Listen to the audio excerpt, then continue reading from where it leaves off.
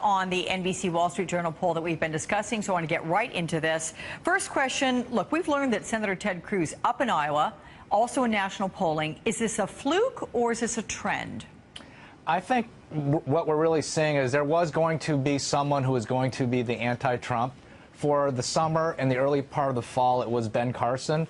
But as Kristen said, as he's faded, Ted Cruz has jumped to take the mantle as anti-Cruz. And look, here's the one thing that Ted Cruz has that other candidates don't have, which he's a credible conservative candidate for president right now with Republicans. And conservatives, values voters, Tea Party voters, they're a healthy segment of the Republican primary electorate, especially in caucus states like Iowa. Okay. You mentioned Ben Carson. Let's talk about him for a moment because he dropped 15 points in Iowa since that last Des Moines Register poll. First of all, why such the dramatic slide, and what can he do to gain support in that critical state, or is it lost? I think this election has been so interesting on the Republican side, Alex. It's hard to say anyone is winning or losing. I think the terrorist attacks in Paris, I think the focus on strength and leadership probably hurt him more than other candidates.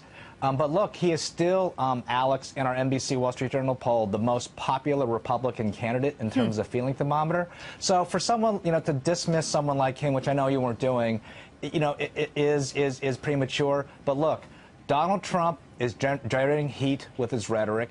Ted Cruz is generating heat with his ideology. There's room for maybe one more person. I think it's either Marco Rubio or Ben Carson who are sort of fighting for that third slot. Yeah, okay. And as we said, we got 50 days to go, so a lot can change.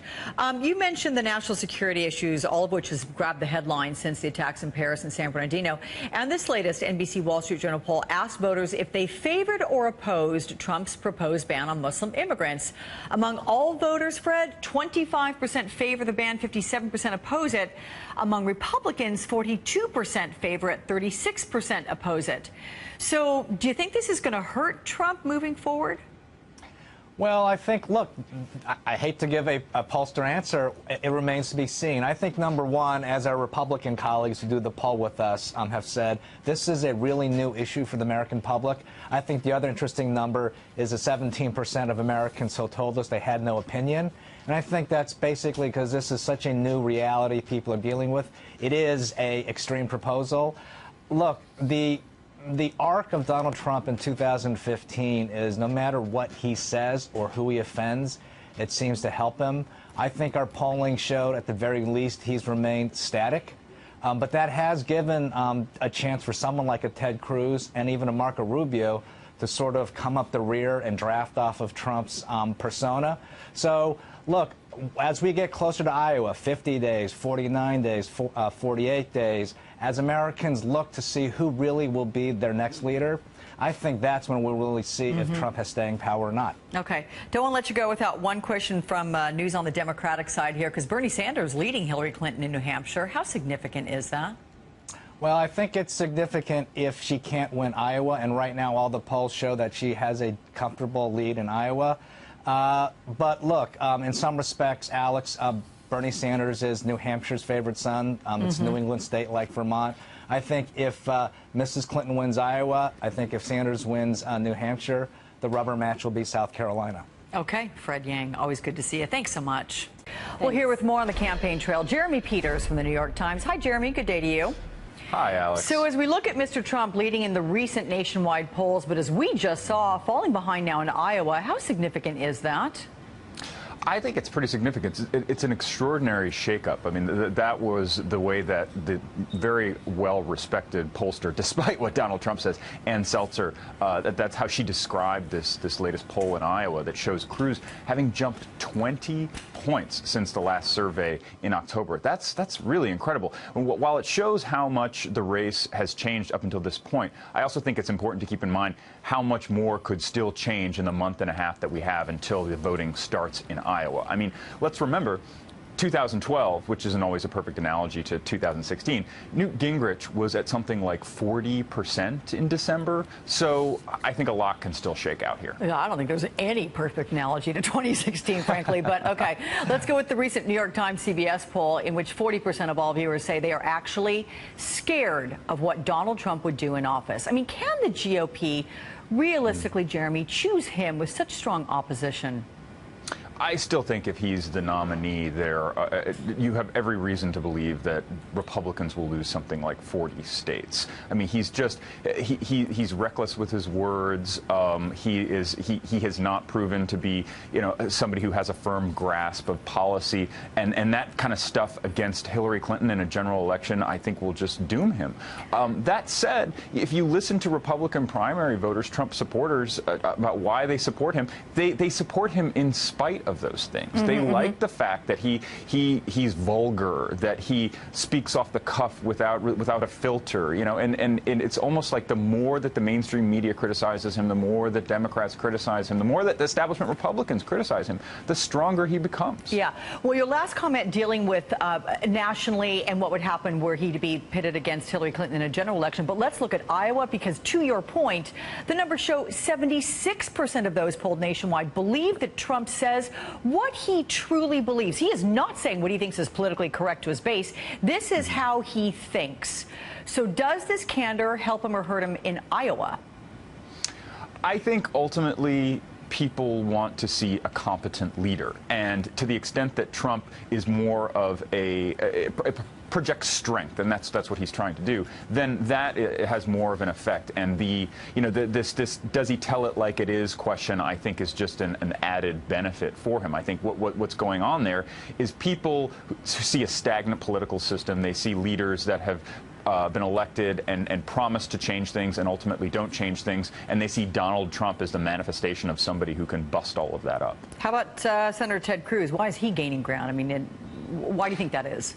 So I was just in Iowa, Alex, and one of the more remarkable things that I observed was how people said that Cruz has really been hustling on the ground there. And it's not just Cruz. Something that often doesn't get talked about is the way that his father, who is a preacher, is going out and working the churches. And that goes a long way. I mean, evangelicals are something like, evangelical born-again Christians are something like 60% of the Iowa Republican electorate, or 60% of the caucus goers in the last election. So that is really, really significant. And to the extent that Cruz is able to present himself as the choice, remember he got that big endorsement earlier this week from the Family Leader, a religious conservative group, and this is strengthening him. But you know what's interesting to me, Jeremy, and I can't always make sense of what Donald Trump is saying, but the fact that he calls out Ted Cruz and criticizes the legitimacy of his evangelical beliefs. You just talked about his father. He's an evangelical pastor. I know. It's one of those things that Trump says that really doesn't make any sense. It isn't rational. It's not true. I mean, like a lot of evangelicals come out of the Upper East Side of Manhattan where Trump lives. I mean, come on. But it's Trump speaking in code, and he's trying to undermine Cruz's biggest strength, and that's what ultimately Donald has done to other candidates, is undermine them. Will it work? It didn't seem to work so effectively with Rubio the way that it worked with Jeb, or the way it worked with Carson. But I don't know. I don't see this one sticking. I know that last night you wrote about Chris Christie attacking Marco Rubio for being hard to find in New Hampshire. Is that race becoming a fight for second place? It really is. I mean, Christie has been on the upswing there. You see him, I think he's virtually now tied with Rubio for second place in the latest poll.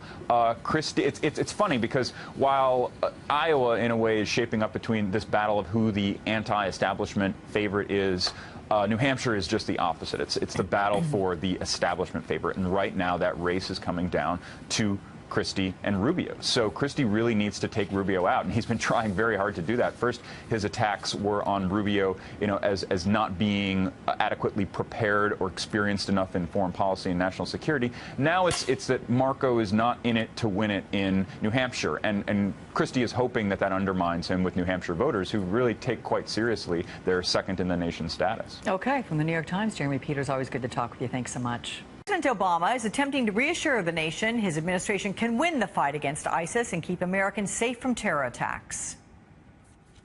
On Monday, I'll go to the Pentagon, and there I'll review our military campaign and how we can continue to accelerate our efforts. Later in the week, I'll go to the National Counterterrorism Center. There, I'll review our efforts across our entire government to prevent attacks and protect our homeland. Let's bring in former U.S. Ambassador to the UN and New Mexico Governor Bill Richardson. And as always, it's very good to see you, sir. Thank you. As you know, the president, since last Sunday's Oval Office speech, has been attempting to assure the American public the U.S. is gaining the upper hand in the fight against ISIS. Do you think he's succeeding? Well, I think the president's policy is in the right direction, but I'd like to see a little more aggressiveness. My hope is that he sets up counterterrorism military bases around the world. Maybe that's why he's going to that center. I think we need a no-fly zone. I agree there with Secretary Clinton. I also think we need to increase our military pressure on Sunni countries, the Saudis, the Iraqis, to put troops on the ground. I think we got to start telling Turkey, you got to start helping us stop those oil flows that ISIS seems to be getting, along with Assad, their enemies working with enemies to finance ISIS. I think there are a lot of aggressive steps that need to happen. I would also tighten the visa process, the K-1. This woman, the San Bernardino, apparently got through after attacking us, the country, in social media.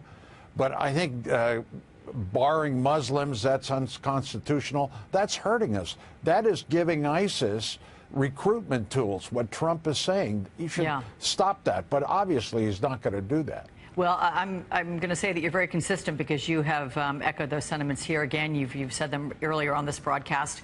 I'm curious about your interpretation of Sunday night's speech there from the Oval Office. How do you think the president did? Well, I think he did well, but I think the country wants to be reassured more. I travel a lot overseas, within the country. I've been at airports. You know, people are very uneasy. I think we have to protect our constitutional rights. We've got to protect our immigration system. But a tightening of the visa process is needed. That is obvious. I think because of the heightened terror alerts, I think we have to, at our airports, I think TSA, you know, I'm going to be very unpopular here, but I think they're doing a good job. But I think militarily, we need to get countries like France more aggressive in the aerial bombardments. Germany, more than they said they have done. Get NATO involved, too. Get an increase in our special forces. We have 50 there. I'd increase it a little more. Get some NATO special forces, too. And I think the president is heading in that direction.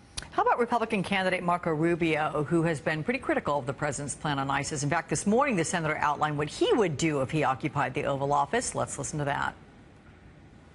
Yes, we need more airstrikes. You can't just defeat them from the air. You must do two additional things that we are not doing now. Number one is put together a global coalition on the ground made up primarily of Arab Sunnis. We need to start cross-messaging these people, counter-messaging them. You know, propaganda has always played a role in every war and every conflict, and this is critical here. How different is what the senator is proposing from the president's agenda? There's very little difference. I noticed that Senator Rubio did not call for ground forces. That is very unpopular, not just in this country. In Europe, nobody wants to do this. I think what we need to get is ground forces from the Sunni countries, the Arab countries. That's what President Obama is trying to do. And Rubio's for that also. So, you know, he's trying to have it both ways, being critical, but at the same time, basically agreeing with the president.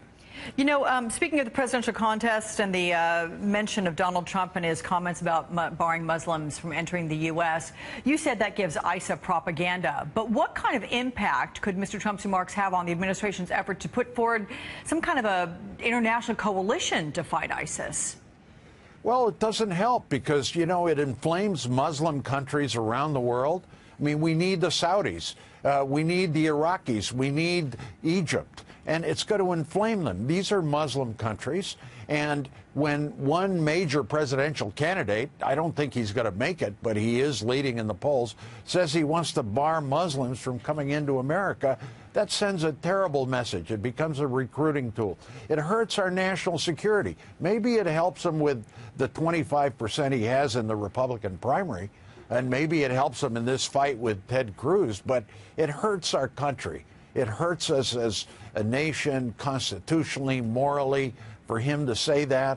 And, you know, I'm distressed. I travel a lot, and I hear it. I get asked this, and I don't have an answer. I say, well, he's not going to make it. Well, you know, and by the way, I've been wrong. I thought he would have flamed out by now, but obviously he keeps going.